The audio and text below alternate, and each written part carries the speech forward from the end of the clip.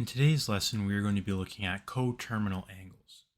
And so again, taking some of those concepts that we've looked at before, plus some of those concepts that we've looked at in previous years, and kind of combining them together.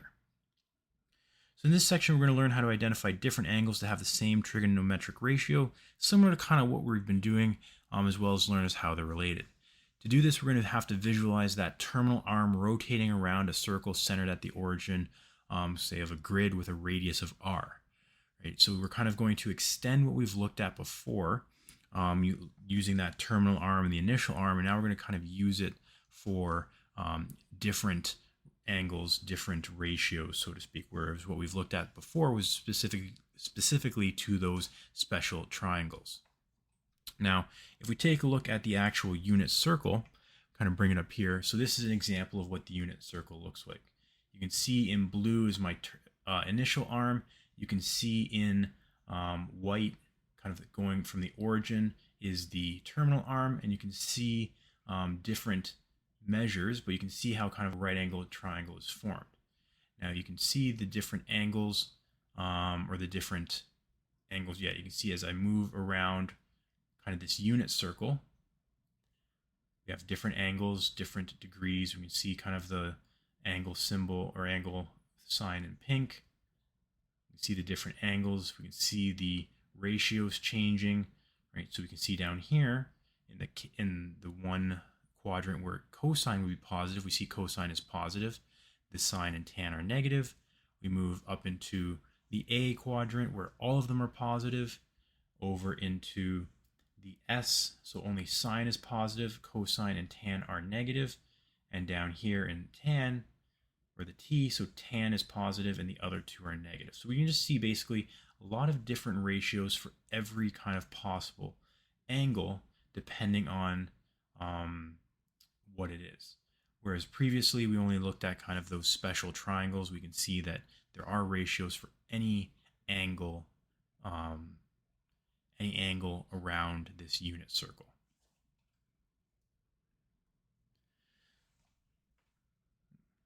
So, using that idea of a unit circle, with a circle being used has a radius r. So we're just going to use general terms here.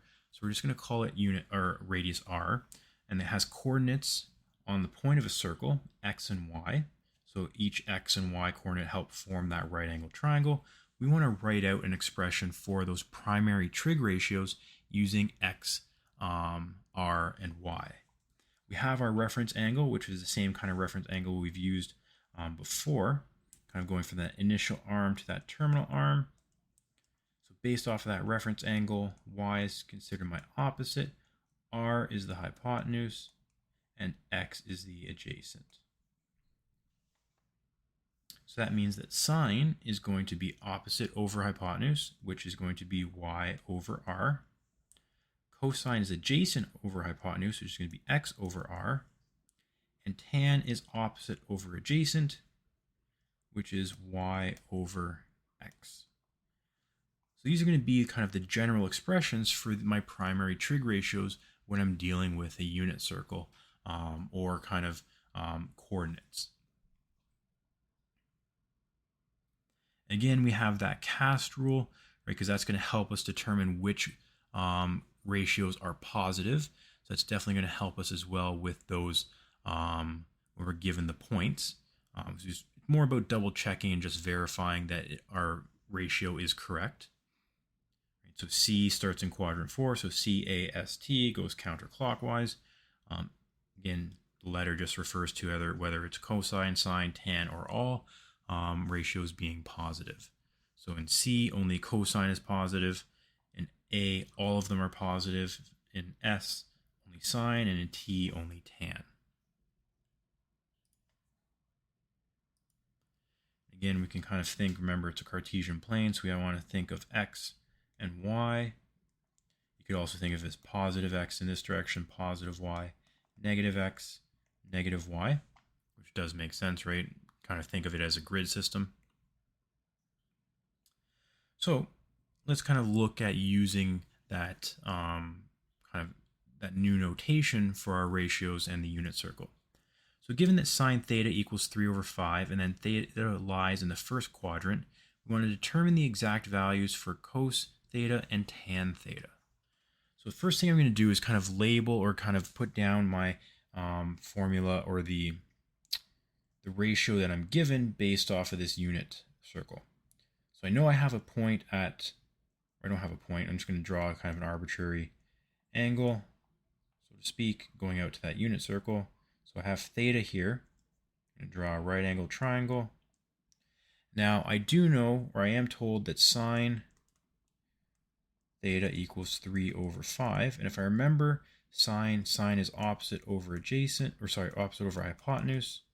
But dealing with the unit circle, we have a radius r, we have y, and we have x. So opposite over hypotenuse is y over r.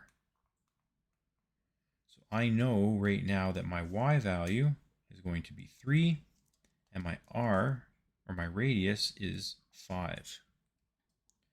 So that now I can use that to help me find my x value. And I can use that using Pythagorean theorem, or sum of squares. So a squared equals c squared minus b squared, or x squared is equal to 5 squared minus 3 squared. X squared equals the square root of 16. X equals 4. So the 16 I just got from 25 minus 9, or 5 squared minus 3 squared.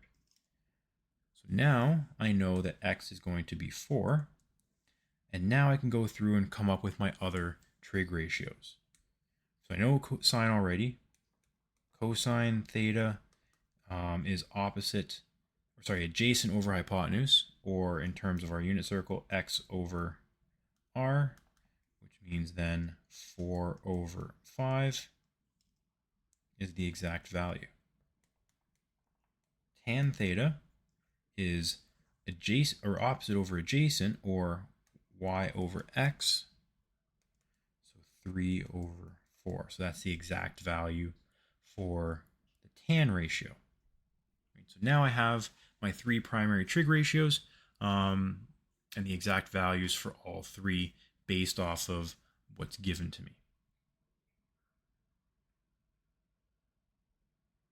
Example 2, I want to find both angles for theta in question 1 between 0 and 360 that have the same sine value. So I want to find the angles that give me the same sine value. So if we remember, we had sine theta equals 3 over 5. That was the initial one that was given to us. So the first one I can do is the one that was over here. So this angle here, theta, opposite over hypotenuse, 3 or 5. 5 is our radius, or the hypotenuse. 3 was the opposite. Right, so I can go through and calculate this. If I want to find the angle, theta equals, bring the sign over, sine -1 of 3 over 5. I get theta equals 37 degrees. So I know that is one angle. Now, there is another angle that I can have the same sine value, or the same ratio. Now this is where the cast rule comes into play, right? C-A-S-T. And if sine is positive, right? Positive ratio 3 over 5. So to have the exact same sine value, I need to go to the other quadrant where sine is positive. And that other quadrant is located over here, right? The S quadrant, or quadrant, I believe it is 2 or 3. Quadrant 2. So yeah, so it's off a little bit of how the cast rule is. So quadrant 2, or S, sine is going to be positive here. So I'm going to draw just a rough terminal arm.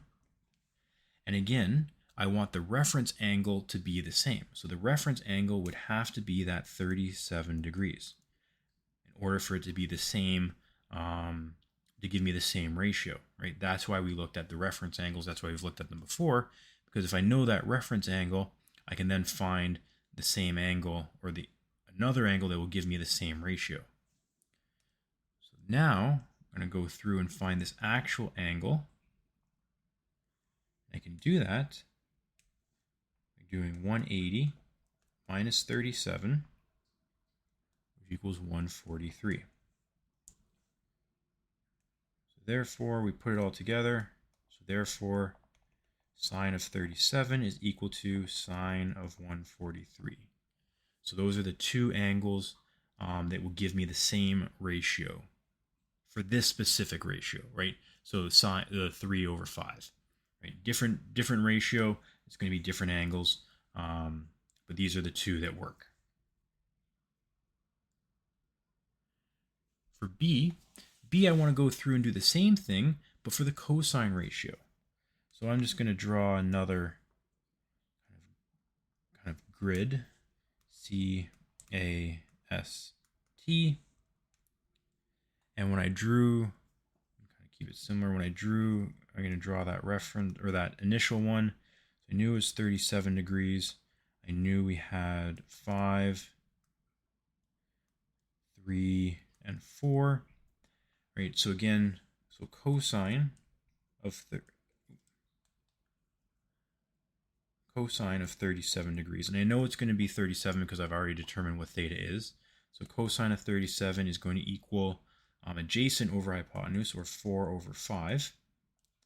And again, the value is, or the ratio is positive. So because the ratio is positive, I know that my other angle that gives me the same ratio is going to have to be in a quadrant where cosine is positive. And that happens to be here.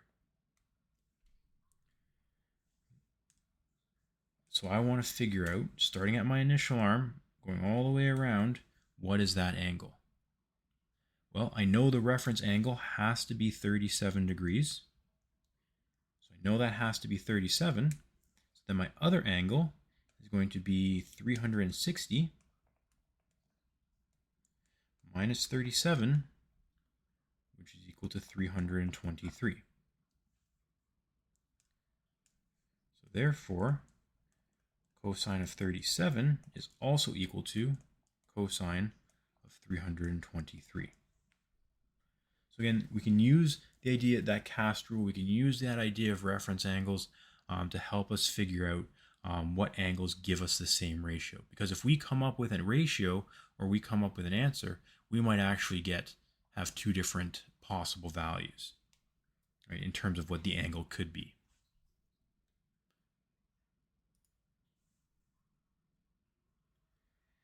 Example 3, find both angles between 0 and 360 where sine theta equals negative 0.7. So here, I don't have a ratio, but I do have an angle, right, which is fine. Right? Or I don't have like the specific ratio, but I do have a value. So sine theta equals negative 0.7. I'm going to solve for theta the same way. Right, bring the sign over, sine -1 of negative 0.7, and I get theta is equal to approximately negative 44 degrees. So negative 44 degrees means, going in this direction, blue, so negative 44 degrees to my terminal arm. So that means that there's an actual value of 316 degrees. So theta being negative 44 degrees also is the same thing as saying 316 degrees. So that is the angle that I'm going to use, the 316, because I rather use positive angles. So I know 316 is going to be the angle that I'm dealing with. I do have a reference angle of 44 degrees. So here, sine is negative. We have a negative ratio, which makes sense because in this quadrant 4, only cosine is positive. Now, I need to have a negative ratio because I have a negative ratio we see here. The only other quadrant where I have a negative ratio is in quadrant 3, or down over here. So I'm just going to draw a rough angle. Let me see. I forget. I'll use blue and green. separate this and we'll make this negative 44 degrees. I'm just making things color coordinated so it makes it a little bit easier. 3, 15, 16. So I know I'm going to have another angle somewhere over here.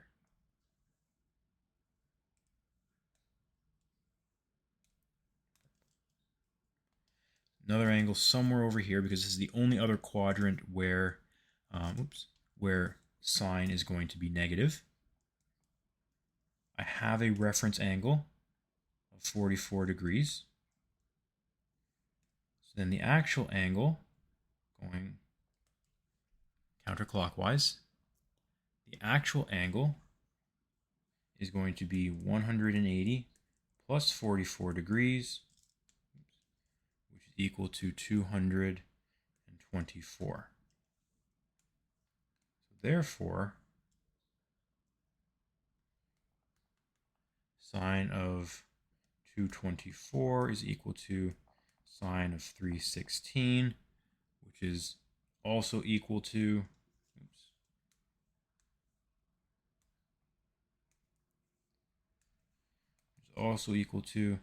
sine of negative 44, which is also equal to negative 0.7.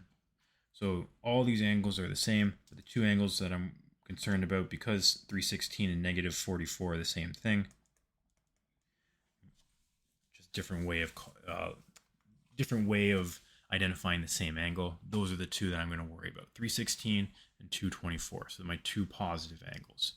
I'm not going to worry about the negative angle label for it because, again, I'd rather deal with positive angles. Again, similar idea. Find both angles between 0 and 360 where tan theta equals 2.1. So I'm going to use the tan theta of 2.1 to help me figure out my actual angle. So tan theta equals 2.1. Move the tan over, tan negative 1 of 2.1, and theta gives me theta equals approximately 65 degrees. So in this case, right, I'm going to use my reference angle, initial arm 65 degrees. There's one angle.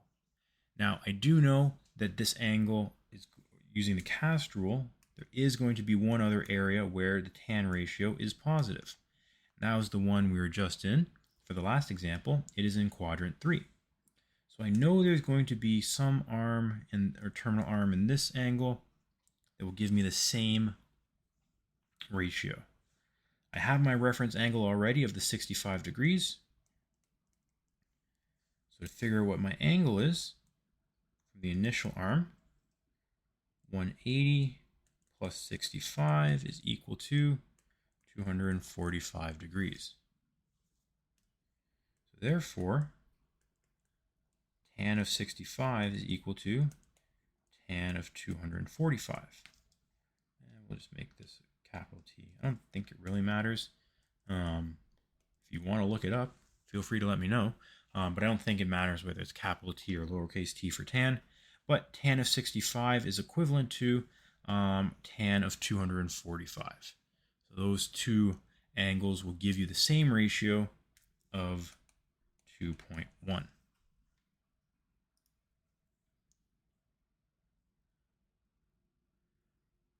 Another example, so now we're not given the ratio, right? But we are told that the point negative 719 lies on the terminal arm. So if I'm going to plot that, point first. So negative 7 and 19 is going to be somewhere over here, right? Negative or left of the origin and positive, so above the x-axis, right? We want to think of this as y and x still. So we have negative 7 and 19. So what that tells me as well is that tells me that if I were to make, let me make my terminal arm.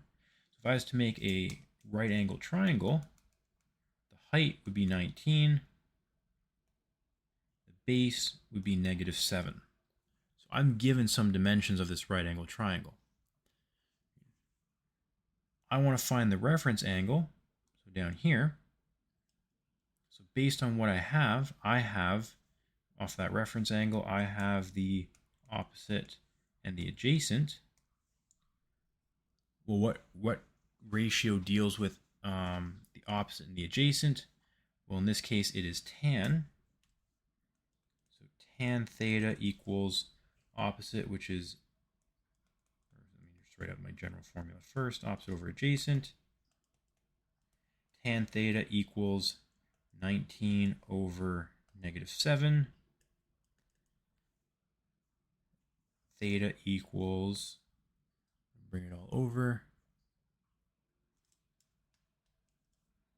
approximately -70 degrees. Now again, that would be kind of going clockwise, but I am looking at this reference angle here, so I know that this reference angle, or theta, would have to be 70 degrees from what I just calculated. Now if I want to find the angle to the terminal arm, that is looking for this angle. Right, so I did find the reference angle, so we can say the reference angle is equal to 70 degrees. I figured that out with my tan ratio. To figure out the angle to the terminal arm, I have to do 180 minus 70, which equals 110. So that means the angle to the terminal arm is 110 degrees. So if we're given a point and we're told that it lies on the terminal arm, we can use our understanding of the unit circle and what the points, what the x and y values represent in terms of coming up with a ratio or filling in values for our ratios. Now, coterminal angles, right? So these are angles in standard position that have the same terminal arm, right? So different ways of labeling the same angle, right? Going to that same, or not the same angle, but the same kind of terminal arm. So we could have, for example, we see here, we have a terminal arm and we go to 30 degrees. We could do the same thing, but maybe we spin a full circle and then come back to our terminal arm. So 390. Maybe we do the same thing and we spin twice and end up at our terminal arm. Or we spin 3 times and end up at our terminal arm, right? Because we're spinning around 360 degrees, right? We could still end up at that same spot if we're talking about just a terminal arm. Right? We don't know how many times we're actually spinning in a full circle, right? And we can also do the same thing counterclockwise. So let's find 3 other coterminal angles of 60 degrees. Right, so I'm going to, for reference, draw, let's say, maybe a little bit higher. So here we have 60 degrees. So I want to come up with 3 other terminal angles, or coterminal angles. So theta 1, we'll say, is 60 degrees. What I could do, if I want to get back to there, I could go full circle and come back. So theta 2 would be 360 plus 60, which is 420. So 420 degrees is the same thing as 60 degrees in this sense. I could do a full 2 circles and end up at that terminal arm. So theta 3 might be something like 720.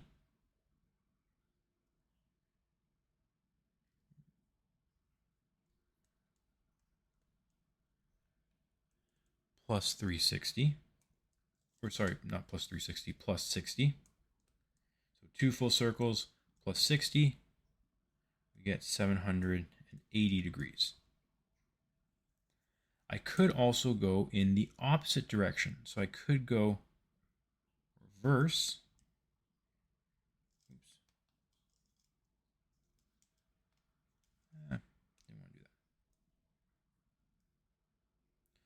could go reverse from my x-axis and go around. Theta 4 might actually be negative 300 degrees. Right? And I could go then another full circle and end up back there. So I could add in a negative 360 degrees, so negative 660 would be another coterminal angle. So it's all just the idea that we can't really tell how many rotations we're doing based off of this reference angle. So a lot of these angles could reference the same thing on this grid or on the Cartesian plane.